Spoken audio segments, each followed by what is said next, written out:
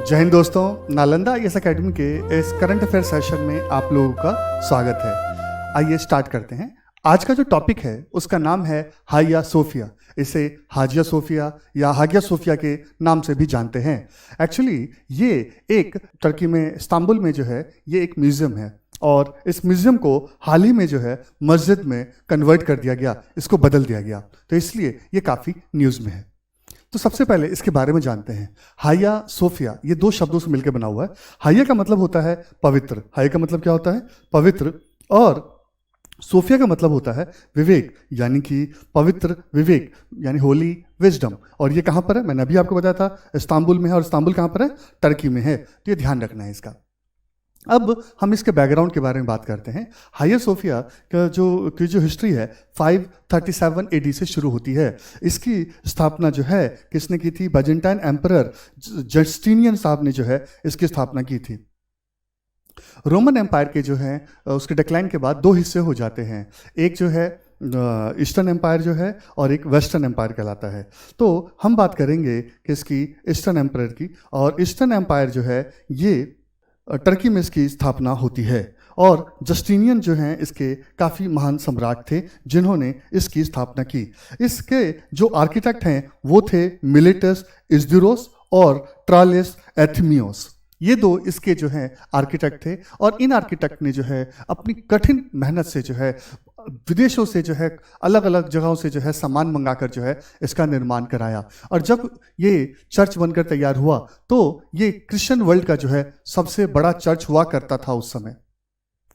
अब हम इसके बारे में आगे बढ़ते हैं। यूपीएससी क्या करता है कि जो चीज़ न्यूज़ में होती है उससे रिलेटेड जो है वो क्वेश्चन पूछता है और वो इंटरडिसिप्लिनरी अप्रोच को फॉलो करता है। तो हम भी इस करंट अफेयर के टॉपिक को जो है ज्योग्राफी से जोड़कर देखते हैं, क्योंकि ये हागिया सोफिया मॉस्क जो है या जो चर्च जो है ये टर्की में है। कहाँ पर है ये?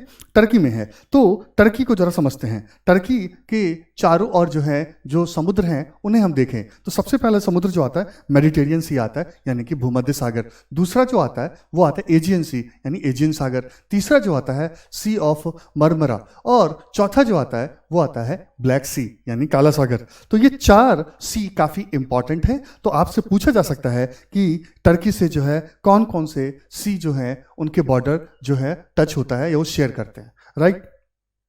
अब हम बात करते हैं अगले उसकी।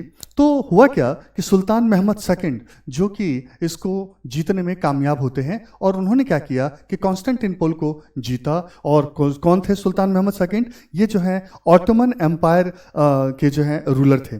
और जब इन्होंने इसको जीता तो उन्होंने क्या किया, इसका कॉन्स्टेंटिनोपल का नाम चेंज कर दिया और इसका नाम क्या कर दिया उन्होंने? इसका नाम कर दिया इस्तांबुल। और दूसरा हागिया सोफिया जो चर्च था इसको कन्वर्ट कर दिया किस में? मॉस्क में कन्वर्ट कर दिया। यूरोप में जो है धर्म युद्ध चल रहा था जिसे हम क्रूसेड के नाम से जानते हैं। ये इस्लामिक पावर और क्रिश्चियन पावर में चल रहा था। तो इसी क्रम में जो है जो इस्लामिक पावर जो थी वो हागिया सोफिया चर्च को जो है जीतना चाहते थे। बहुत से लोगों ने कोशिश की, लेकिन सक्सेस कौन हुए? सुल्तान महमद सेकंड जो है ये सक्सेस हुए। और उन्होंने जो है सक्सेस होने के बाद जो है जो इसमें चेंजेस किए। जैसे मैंने आपको बताया कि हागिया सोफिया जो चर्च था जब उसको मॉस्क में कन्वर्ट किया गया तो इसमें कुछ चेंजेस किए गए। क्या कर दी? बाहर जो है 4 मीनारें उसमें ऐड कर दी। दूसरा क्या किया उन्होंने? दूसरा जो है इसमें कई सारे जो हैं पैनल्स जो हैं वो उन्होंने 4 जो हैं वो जोड़ दिए। तो ये सबसे इंपॉर्टेंट है ताकि सबको ये लगे कि ये क्या है? मॉस्क है। लेकिन इसमें कई ऐसी चीज़ें हैं जिसको देखकर जो है हम बता सकते हैं कि ये क्या है? चर्च है। जैसे ये पेंटिंग जो है ये साफ बता रही है कि ये मॉस्क नहीं चर्च है। अब हम बात करें कि जो सुल्तान महमद जो थे वो ऑटोमन एम्पायर के रूलर थे, एम्परर थे। तो ऑटोमन एम्पायर क्या है? हिंदी में इसको तुर्क साम्राज्य कहते हैं। ये 14 से 20वीं सेंचुरी के बीच में जो है इन्होंने रूल किया। और इन्होंने क्या एशिया, क्या अफ्रीका, क्या यूरोप, हर जगह जो है इन्होंने जो है अपने साम्राज्य को फैलाया। और ये जो है वर्ल्ड वार 1 तक जो है शासन करते रहे। और इसी क्रम में एक चीज़ मैं आपको बताना चाहूँगा वो ये कि टर्की का जो है एक वेब सीरीज जो है, एक सीरियल जो है काफ़ी पॉपुलर हुआ जिसका नाम है दिल रेस अर्तुगल, राइट। तो ये काफ़ी पॉपुलर हुआ। हाल ही में पाकिस्तान के प्राइम मिनिस्टर इमरान खान साहब, उन्होंने जो है काफ़ी इसकी तारीफ़ की और पाकिस्तान के लोगों को इसको देखने के लिए कहा। ये पाकिस्तान की छोटी सी समस्या भी है कि उनके पास जो है अपना नेशनलिज्म नहीं है, तो कभी वो टर्की की तरफ देखते हैं, कभी वो अरब की तरफ देखते हैं, कभी वो ईरान की तरफ देखते हैं। तो उनके हीरो जो हैं अफ़गानिस्तान, ईरान, टर्की, अरब, वहाँ से होते हैं। अभी उनको अपनी हीरो उनके नहीं है, और जो उनके हैं उसको वो मानते नहीं है। जो जोग्राफिकल लोकेशन के हिसाब से जो उनके हीरो होने चाहिए उसको वो अपना हीरो नहीं मानते हैं।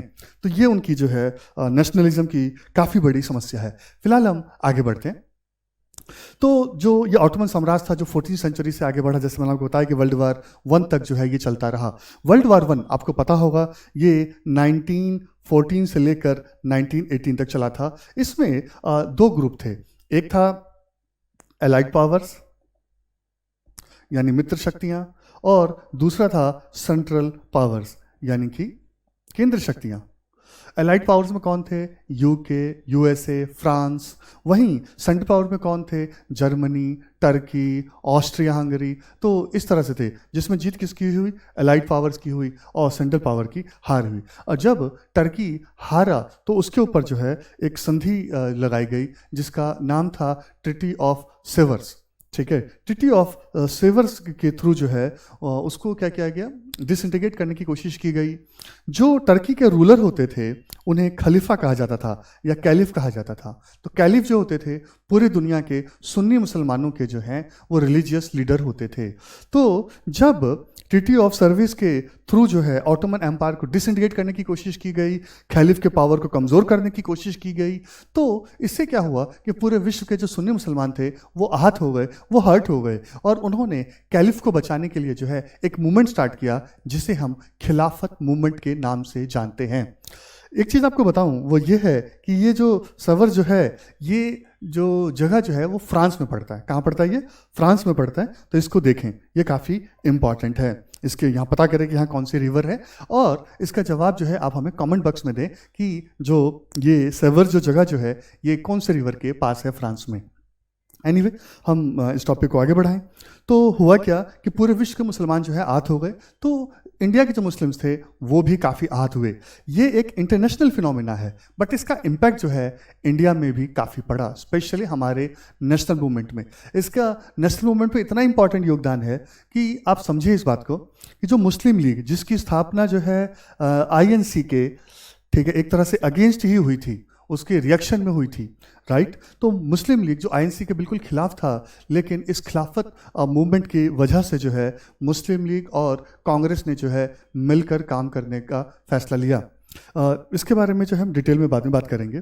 तो यहाँ देखें कि खिलाफत मूवमेंट जो है इसमें कौन कौन से लीडर्स थे। तो सबसे पहले आते हैं अली ब्रदर्स। अली ब्रदर्स में कौन थे? मौलाना मोहम्मद अली और मौलाना शौकत अली। ये दो भाई जो थे इन्हें क्या कहा गया? अली ब्रदर्स के नाम से जाना गया।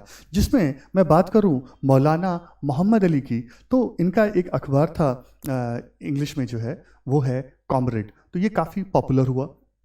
दूसरा इनका उर्दू का अखबार था, वो भी काफ़ी पॉपुलर हुआ, जिसका नाम था हमदर्द, राइट। तो मौलाना मोहम्मद अली जो है ये बहुत इंपॉर्टेंट है, लेकिन ध्यान रखना है मौलाना मोहम्मद अली को मोहम्मद अली जिन्ना से जो है हमें कंफ्यूजन नहीं करना है, हमें उसमें मिक्स नहीं करना है, मिसमैच नहीं करना है। ये दोनों व्यक्ति अलग अलग थे। वैसे आपको बताऊं कि मौलाना मोहम्मद अली जो है ये रिलीजियस लीडर थे, जबकि एक टाइम तक मोहम्मद अली जिन्ना जो है वो सेकुलर लीडर होते थे। एनीवे, दूसरे हैं मौलाना शौकत अली, और फिर इनकी माताजी जो हैं आबादी बानो बेगम, ये काफ़ी फेमस हुई, जो बी अम्मा के नाम से जानी जाती थी। जब इन अली ब्रदर्स के खिलाफ एक्शन लिया गया तो इनकी माताजी ने भी जो है खिलाफत मूवमेंट में बढ़ चढ़कर हिस्सा लिया। इन्होंने सरोजिनी नायडू, सरला देवी चौधरानी, ठीक है, इन सब के साथ जो है काफ़ी काम किया आज़ादी में जो है।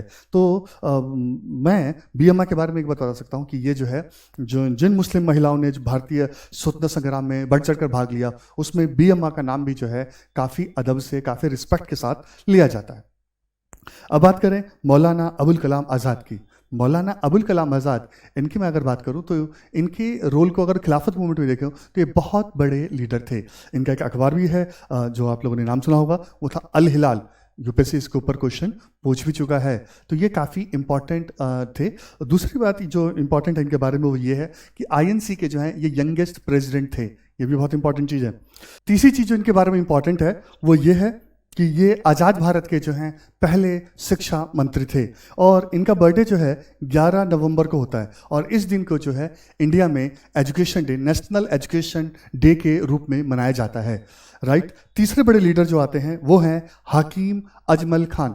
हकीम अजमल खान जो हैं ये खिलाफत मूवमेंट के तो बड़े लीडर थे ही थे, इसके साथ जो है इन्होंने जो है दिल्ली में जामिया मिलिया इस्लामिया यूनिवर्सिटी की स्थापना में भी बहुत इंपॉर्टेंट रोल प्ले किया। इसके अलावा इन्होंने यूनानी और आयुर्वेदिक जो कॉलेज की स्थापना की, जिसे तिब्बती कॉलेज के रूप में दिल्ली के करोल बाग में इसकी स्थापना की थी, आप लोग जानते होंगे। हकीम अजमल खान साहब जो हैं आईएनसी के प्रेसिडेंट भी बनने का इन्हें गौरव प्राप्त हुआ था। हाया सोफिया जो मॉस्क जो है जिसकी जो मैं काफ़ी बात में कर चुका हूँ, तो एक बात आपको बताना चाह रहा था वो ये कि 1935 में जो है क्या हुआ कि टर्की के जो प्रेसिडेंट थे, कौन, मुस्तफ़ा कमाल अल्तुर्क या मुस्तफ़ा कमाल पाशा जो है, इन्होंने क्या किया कि ऑटोमन एम्पायर का जो है तख्ता पलट कर दिया और रिपब्लिक ऑफ टर्की की स्थापना की, और इस तरह से जो है टर्की में जो है सेकुलरिज्म जो है वो बहुत ही इम्पॉर्टेंट पिलर के रूप में सामने आता है। और इसी क्रम में इन्होंने एक काम और किया, वो ये कि जो हाया सोफिया मॉस्क था उसे उन्होंने म्यूजियम में कन्वर्ट कर दिया। किस में कन्वर्ट कर दिया? म्यूजियम में कन्वर्ट कर दिया। हाया सोफिया जो म्यूजियम जो है ये यूनेस्को की वर्ल्ड हेरिटेज साइट में काउंट होता है, और यहाँ पर बहुत सारे टूरिस्ट जाते हैं, और ये एक समय क्रिश्चियन वर्ल्ड का, जो मैं आपको पहले बता चुका हूँ, सबसे बड़ा जो है चर्च होता था। हाया सोफिया म्यूजियम को जो है किस में कन्वर्ट कर दिया गया? मॉस्क में कन्वर्ट किया। ये मॉस्क में किसने कन्वर्ट किया? ये टर्की के प्रेसिडेंट हैं आर.टी. एर्दोगन। इन्होंने जो है इसे क्या किया? मॉस्क में कन्वर्ट कर दिया। तब जरा देखिए, हाया सोफिया पहले चर्च था, राइट, 537 में। उसके बाद फिर मॉस्क हो गया, ठीक है। फिर उसके बाद ये म्यूजियम हो गया, फिर उसके बाद जो है वापस मॉस्क हो गया, ठीक है। जस्टिनियन जी ने इसे चर्च बनाया, इसे जो है मोहम्मद सेकंड ने जो है इसे मॉस्क बनाया, फिर इसे मुस्तफ़ा कमाल पाशा ने इसे म्यूजियम में कन्वर्ट किया, और फिर इसे एर्दोगन साहब ने जो है इसे मॉस्क में कन्वर्ट कर दिया। तो कितनी लंबी इन्होंने जो है अपनी जर्नी की है, पूरी की है, राइट। इससे रिलेटेड अब हम कुछ क्वेश्चन देखते हैं। The world famous Hagia Sophia mosque is situated in A Serbia, B Saudi Arabia, C Turkey, D UAE. इसका आंसर जो है आप कमेंट बॉक्स में दें। विश्व प्रसिद्ध हागिया सोफिया मस्जिद स्थित है सर्बिया में, ए, बी सऊदी अरब में, सी तुर्की में, डी संयुक्त अरब अमीरात में। दूसरा क्वेश्चन है, which of the following sea does not share borders with Turkey. Turkey के साथ कौन अपना बॉर्डर शेयर नहीं करता है? A Black Sea, B Aegean Sea Adriatic Sea, D Mediterranean Sea. तीसरा सवाल है, which of the following leaders was not related to the Khilafat movement. तो उसमें देखें मौलाना शौकत अली, मोहम्मद अली जिन्ना, मौलाना अबुल कलाम आज़ाद, और डी हकीम अजमल खान। तो ये 3 क्वेश्चन हैं, इसके आंसर जो है आप कमेंट बॉक्स में दें, राइट। आप लोगों ने इस वीडियो को इतने ध्यान से देखा, थैंक यू वेरी मच। आप लोगों का जो है भला हो, God bless you, all the best. और एक रिक्वेस्ट ये है कि आप हमारे इस YouTube चैनल को जो है क्या करें, सब्सक्राइब करें, इसे क्या करें, बेल आइकन को दबा कर जो नोटिफिकेशन रेगुलर लें, लाइक करें, ज़्यादा से ज़्यादा शेयर करें और कमेंट करें। Thank you very much.